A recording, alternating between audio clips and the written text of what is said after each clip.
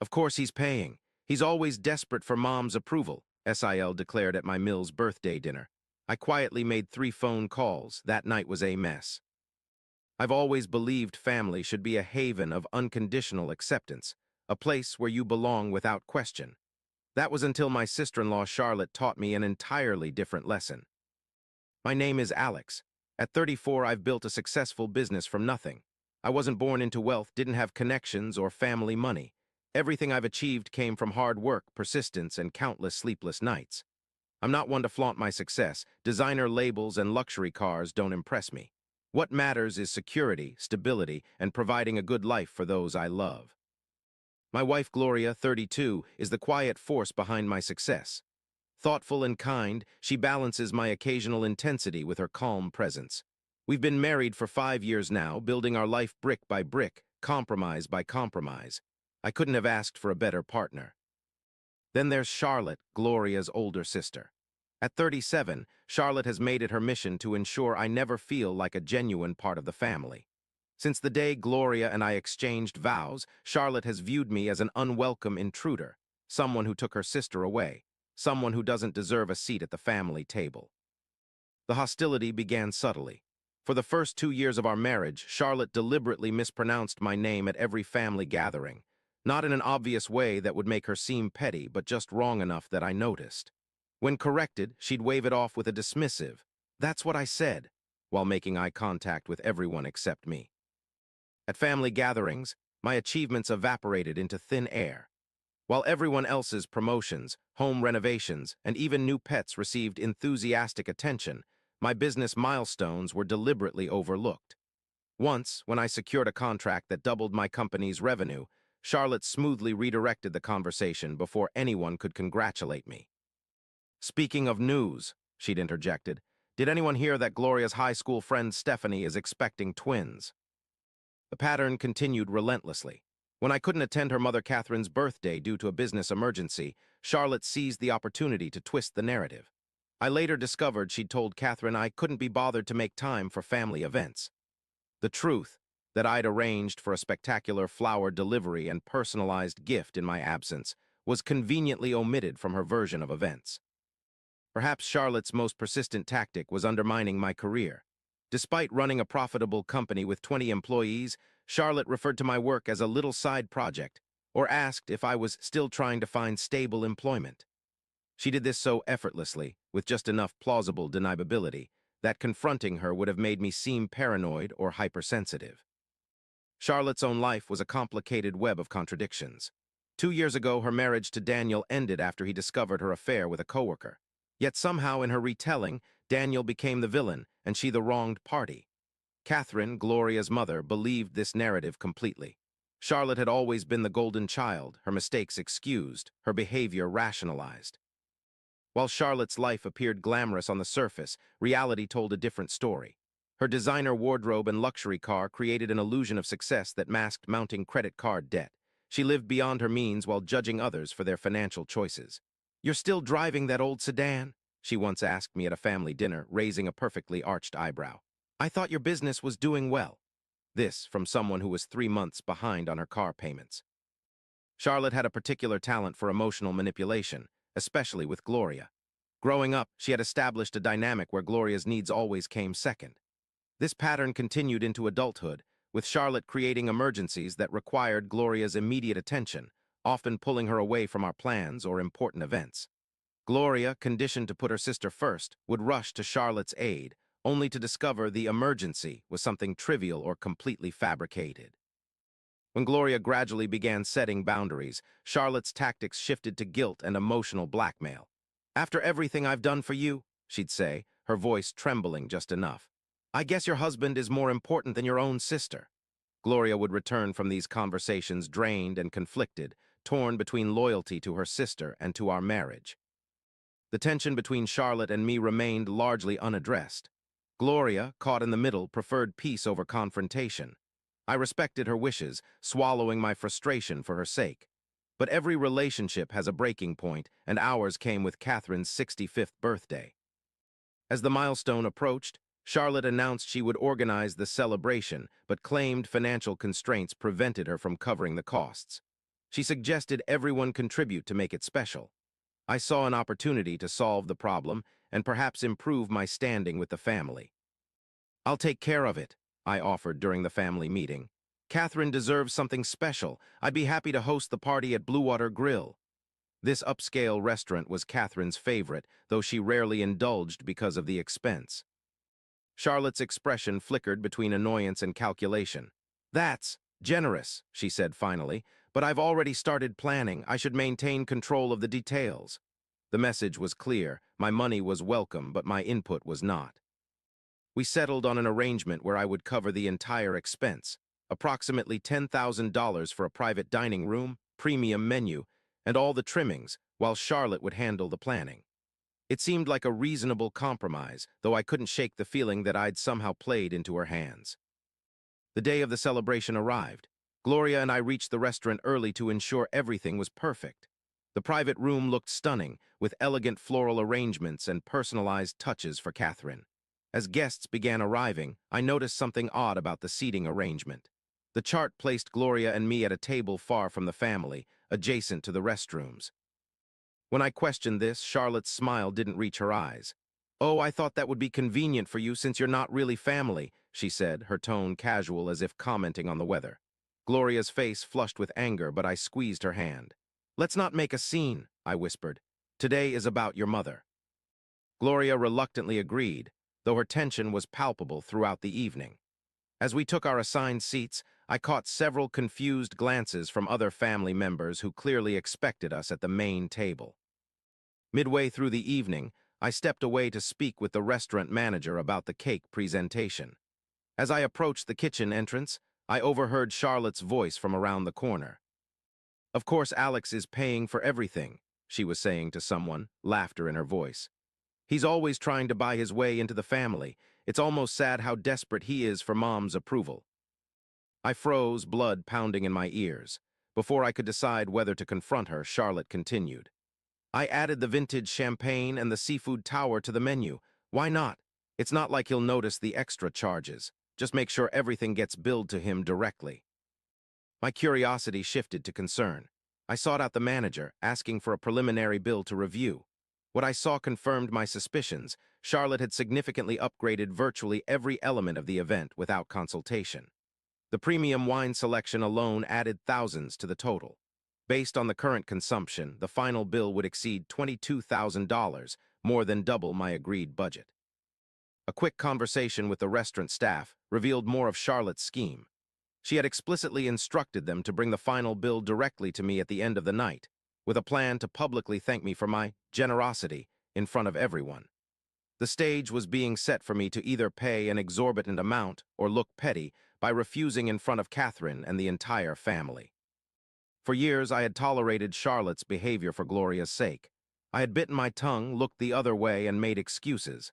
But at that moment, something shifted. My patience, stretched thin over years of disrespect, finally snapped. I stepped away from the celebration, finding a quiet corner in the restaurant lobby. With steady hands, I made 3 quick phone calls. First, to Daniel, Charlotte's ex-husband. While we weren't close, we'd maintained a cordial relationship after their divorce. I knew from Gloria that Daniel had discovered financial improprieties during their separation, something Charlotte had worked hard to keep quiet. "Daniel, it's Alex. I know this is unexpected, but I could use your help tonight. It's about Charlotte." I briefly explained the situation. After a moment's hesitation, he agreed. "I'll be there in 20 minutes, and Alex, I think I should bring some documents you might find interesting." My second call was to my credit card company. I explained that while I had authorized a certain amount for tonight's event, I was concerned about potential unauthorized charges beyond that limit. They placed a temporary freeze on large charges from this specific vendor, requiring verbal confirmation from me before processing. Finally, I spoke with the restaurant manager. I clarified that I would honor my original commitment of $10,000, but any amount beyond that would need to be billed separately to the actual person who had ordered those items, Charlotte. The manager seemed uncomfortable, but agreed when I showed him text messages confirming my original budget. With my contingency plan in place, I returned to the celebration, maintaining a pleasant demeanor as Catherine opened gifts and blew out candles.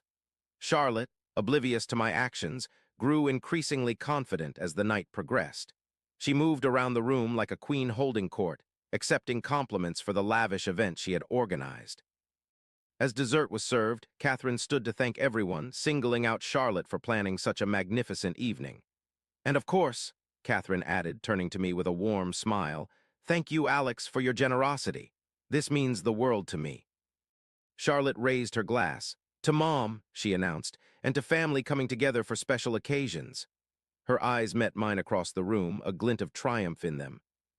The evening wound down, guests beginning to collect their belongings and say goodbyes. The moment of truth approached as the manager appeared with the leather folder containing the bill. Charlotte immediately gestured toward me. Alex is handling that, she said loudly. He insisted on treating everyone tonight. The manager hesitated, then walked directly to Charlotte. Ms. Harrison, here's the bill as requested. Confusion flickered across her face as she took the folder. There must be some mistake. My brother-in-law is covering the charges tonight. I believe he agreed to cover $10,000 of the event, the manager replied smoothly. The additional charges of $12,430, 7.82, will need to be settled by you, as you personally ordered those items. Charlotte's face drained of color as she stared at the total, $22,437.82. Her head snapped up, eyes locking onto mine with a mixture of shock and rage. There's been a misunderstanding, she said, voice rising. Alex promised to pay for the entire event. Tell him, Gloria. Gloria looked between us, clearly confused. Alex did offer to pay, but... Charlotte, did you add extra things without telling us? Charlotte's hand trembled slightly as she tried to process what was happening. This is ridiculous. This isn't. She fumbled in her purse for her credit card, handing it to the manager with a tight smile. There's obviously some confusion. Just charge this while we sort it out. Minutes later, the manager returned. I'm sorry, Ms. Harrison, but your card has been declined. A hushed silence fell over the remaining guests. Catherine looked bewildered, while Gloria's expression shifted from confusion to dawning comprehension. Alex, surely you can help sort this out, Charlotte said, her tone now placating. For Catherine's sake. Before I could respond, the restaurant doors opened and Daniel walked in. Charlotte froze at the sight of her ex-husband. Perfect timing, I said.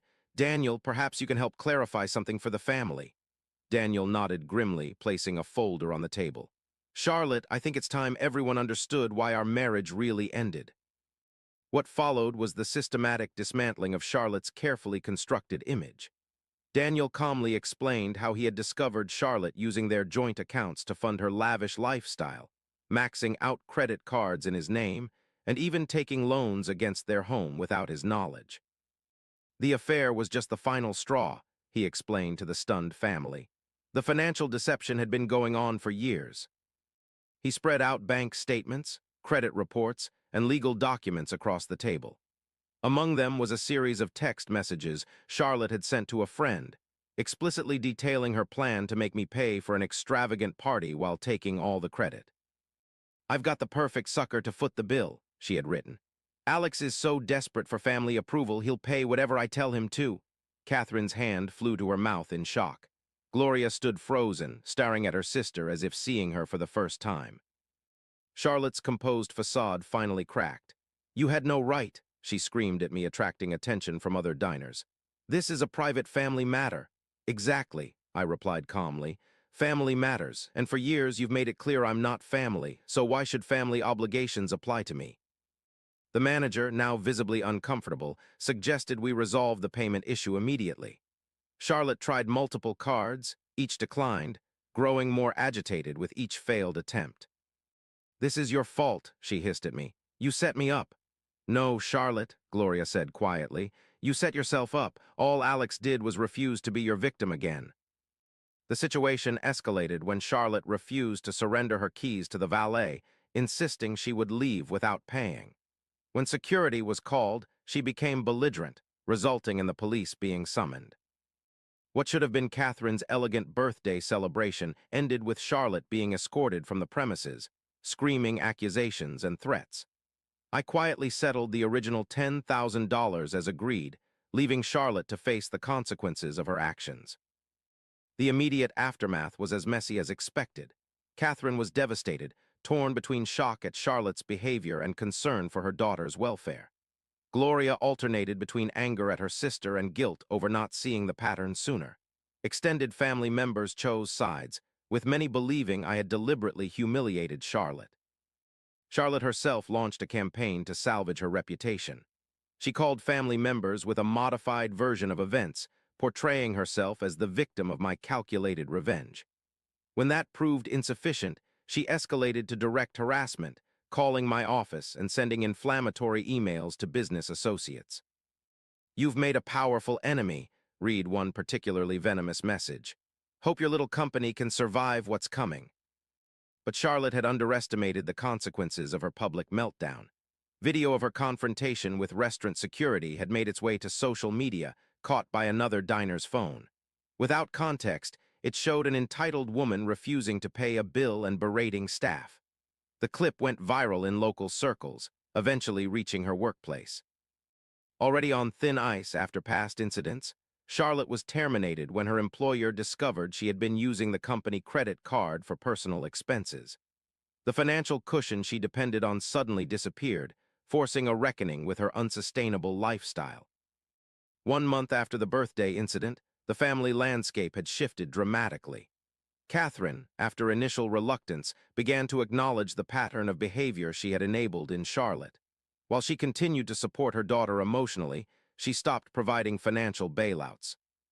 "I should have set better boundaries years ago," she confided during a quiet dinner at our home.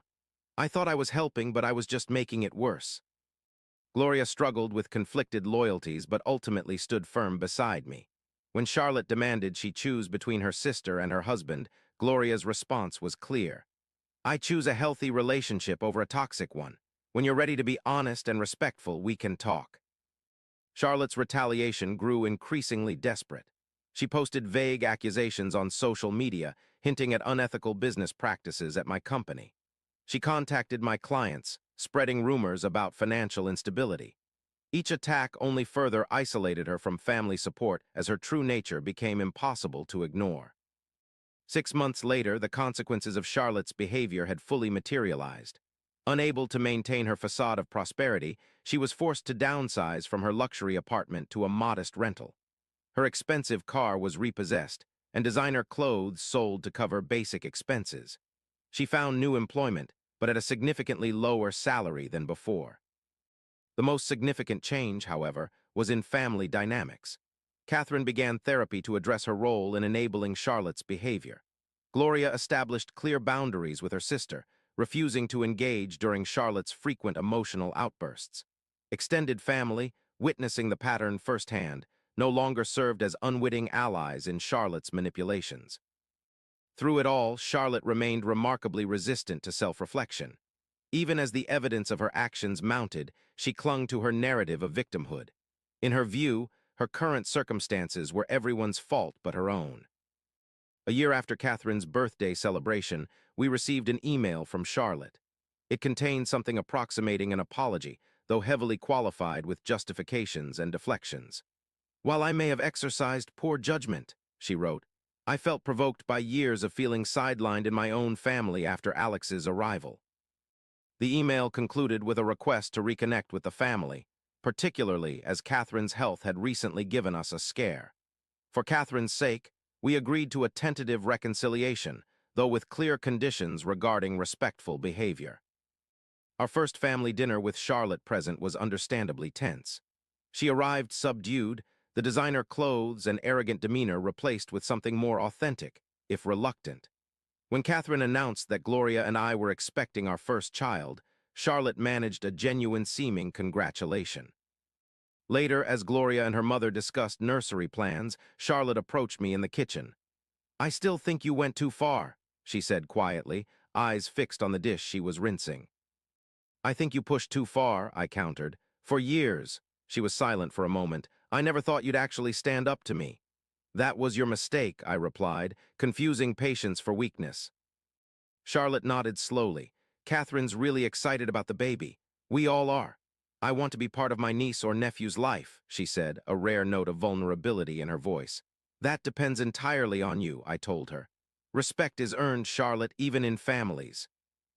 I don't know if Charlotte will ever truly change or if our family relationship will ever be completely healthy. What I do know is that sometimes the most valuable lesson is the one you have to pay for yourself. Charlotte's education was expensive, costing her job, reputation, and family trust, but perhaps it was the only way she would ever learn. As for me, I've found an unexpected peace in no longer seeking approval from someone determined to withhold it. True family, I've realized, isn't defined by who shares your last name or sits at your holiday table. It's built on mutual respect, honesty, and the willingness to stand up for yourself and those you love, even when it comes at a considerable price.